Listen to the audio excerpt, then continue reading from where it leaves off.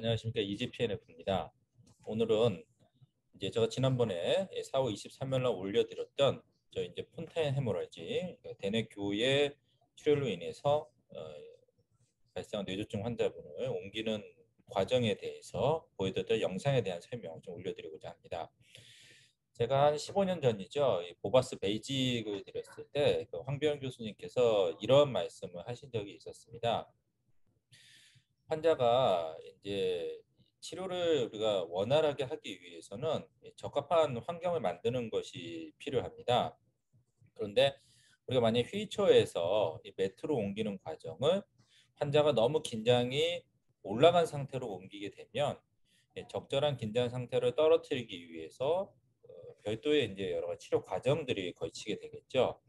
그렇게 되면 치료의 효과가 감소된다라고 이야기를 했습니다. 마찬가지로 치료가 끝난 다음에 휠체어로 옮길 때도 환자를 적합한 과정을 거쳐서 옮기지 않게 되면 환자의 과긴장을 초래하게 돼서 어떻게 보면 환자가 치료한 그 효과를 보지 못하게끔 하는 그러한 문제가 발생하게 됩니다. 그렇기 때문에 치료를 잘 옮길 필요가 있는데요.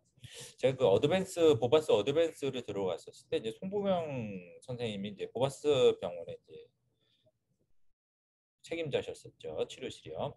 그 당시 이제 매드린치 선생님한테 이제 어드밴스 인스트럭터 과정을 테스트하기 위한 치료 이제 심사 과정이 있었거든요.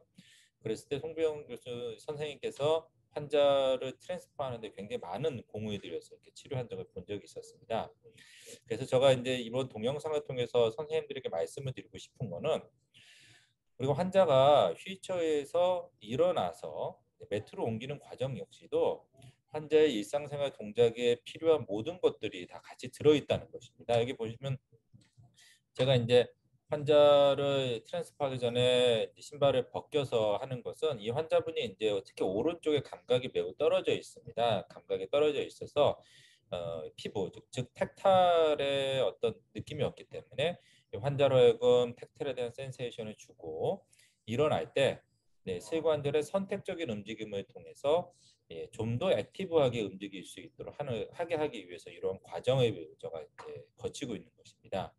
그리고 우리가 이제 시트 스탠드를 할 때 대퇴사두근만 작용되는 것이 아니라 우리 고관절도 동원이 되고 앵클 조인트도 다 동원이 되죠. 그래서 그러한 이제 일어나는데 소요되는 모든 것들을 우리가 충분히 이 환자분이 물론 적은 능력이긴 하지만 원활하게 자신의 능력을 동원할 수 있도록 미리 준비를 시키게 되면 환자분들은 우리가 트랜스퍼 자체가 치료의 한 가지 과정이라는 것이죠.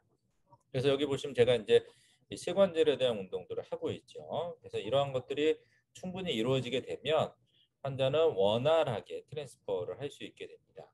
그래서 이미 이제 매트에서 해야 될 운동의 일부분을 제가 휠체어에서 이렇게 하고 있는 것을 보여드리고 있죠. 그리고 휠체어는 환자의 낙상 위험이 적기 때문에 이 환자분처럼 굉장히 상태가 좀 심하신 환자 같은 경우에는 휠체어에서 할 수 있는 것들이 굉장히 많이 있습니다. 물론 이제 트랜스퍼 하는데 제가 한 5분 이상의 시간을 소요했지만 이런 일련의 과정들이 환자의 참여가 포함된 가운데서 이루어졌기 때문에 단순히 환자를 매트로 빨리 옮기는 것이 목적이 아니라 이 과정 하나하나가 치료의 연속성을 가지고 있죠. 이 환자분 이제 지금 이렇게 저하고 한 2, 3개월 정도 치료를 했는데요. 대퇴사두근의 어떤 기능들이 나오기 시작하셔서 지금 부분적으로 한 10초 정도씩 기댄 상태에서 서 있는 상태를 유지할 수 있는 것만큼 좋아졌고 오늘 이제 제가 그 치료를 해보니까 3두근이나 2두근의 근 활성도도 상당히 올라가 있습니다. 그래서 다음번 치료 동영상을 올릴 때는 이 환자분의 상지 재활에 관한 것들을 올려드릴 텐데요. 이런 일련의 과정들을 통해서 환자의 참여도를 높이게 되면 우리가 서메이션이라 그래가지고 하나하나가 이렇게 모이다 보면 환자의 기능이 굉장히 좋아지게 되는 것이 있습니다. 보시면 물론 치료사 선생님들이 힘들 수 있겠죠. 조금 번거롭기도 하고 힘들 수도 있고 또 이런 치료 자체를 잘 이해 못하는 보호자들 경우에는 이거 그냥 대충 옮기면 되지. 뭐 이렇게 복잡한 과정들을 하냐라고 할 수 있을지 모르겠지만 우리의 치료의 목적은 환자가 일상생활을 할 수 있도록 그리고 이 재활이라는 것은 우리가 마치 주물러 주는 걸로 많은 분들이 생각하시는 경우가 있는데요. 어떠한 책에서도 주물러 주는 게 재활이라고 하는 건 없습니다. 만약에 주물러 주는 게 재활이다라고 주장하시고 싶으신 분들이 있다 그러면 근거를 한번 제시해 주시기 바랍니다.